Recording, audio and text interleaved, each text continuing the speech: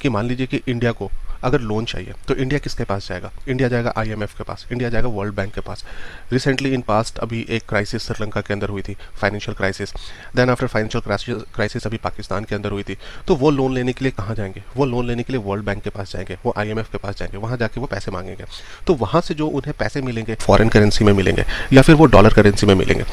But अगर US government को पैसे की ज़रूरत है तो वो क्या करेंगे? तो वो कहाँ से पैसे लाएंगे? तब वो क्या करते हैं, वो अपने ही बैंकों को बोलते हैं कि मुझे लोन चाहिए। वो अपने ही बैंकों से लोन लेते हैं, फिर उन्हें वो पैसा वापस करते हैं। तो वो जो उनसे पैसा लेते हैं वो उस पैसे को अपने एक्सपेंडिचर में खर्च करते हैं। जैसे रिसेंटली उन्होंने अभी यूक्रेन वॉर में फंडिंग की, पास्ट में सीरिया में उन्होंने फंडिंग की थी, या डिफरेंट जगह वो आप देखेंगे कि वो फंडिंग करते रहते हैं। जैसे डिफेंस बजट उन्होंने अपना बढ़ाया या फिर एम्प्लॉय को सैलरी दी। तो जो उनका एक्सपेंडिचर है वो एक्सपेंडिचर के लिए वो क्या करते हैं, वो अपने बैंकों से लोन लेते हैं, इसके बाद उस पैसे को यूज़ करते हैं और उन्हें वो पैसा अपने बैंक को वापस करना होता है। यहाँ पे हो क्या रहा है कि आप देखेंगे तो टेक्निकली जो यूएस की डेट की लिमिट है, जो डेट लिमिट जिसको हम डेट सीलिंग बोल रहे हैं, वो सीलिंग यहाँ पे अब जो है वो एक्सीड कर रहा है। और जो वो लिमिट उनके पास है वो एक्सपेंडिचर 1 जून तक का है। मतलब मैक्सिमम वो 26 जून तक वो खर्च कर सकते हैं। दैन आफ्टर उनके पास पैसे नहीं बचेंगे कि वो बैंक को वापस कर सकें। तो ये है टोटल, अगर मैं एक सिंपल लैंग्वेज में बात करूं तो ये है यूएस डेट सीलिंग। तो इसका एडवर्स इम्पैक्ट क्या पड़ेगा? अगर मान लीजिए कि यूएस में ये जो डेट सीलिंग क्राइसिस है, अगर वो इसे फुलफिल करने में फेल हो जाते हैं तो जो डॉलर है उसका डिमांड बढ़ जाएगा। जब डॉलर का डिमांड बढ़ेगा तो हमारा जो करेंसी है आईएनआर वो डेप्रिशिएट करना चालू कर देगा।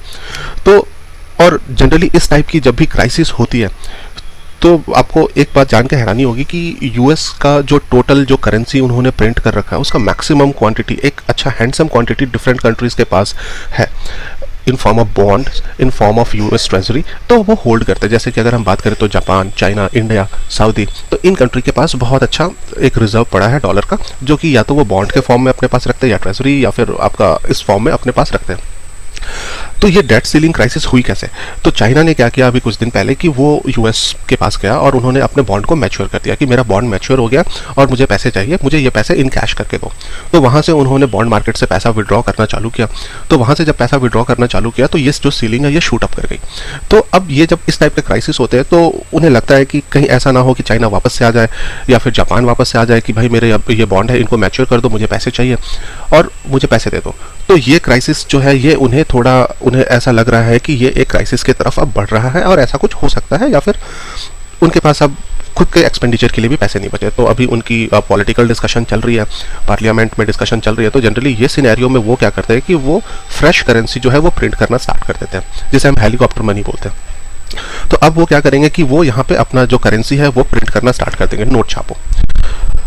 तो अगर मान लीजिए कि ये डिस्कशन जो पार्लियामेंट में चल रही है एक पॉजिटिव वे में जाती है और बातों को यहाँ पे कंसिडर किया जाता है, अगर वो अपने सेलिंग को इन्हांस करते हैं, मतलब कि फ्रेश करेंसी जो है वो मार्केट में लाने के लिए उनके बीच में जो म्यूचुअल अंडरस्टैंडिंग है वो बन जाती है।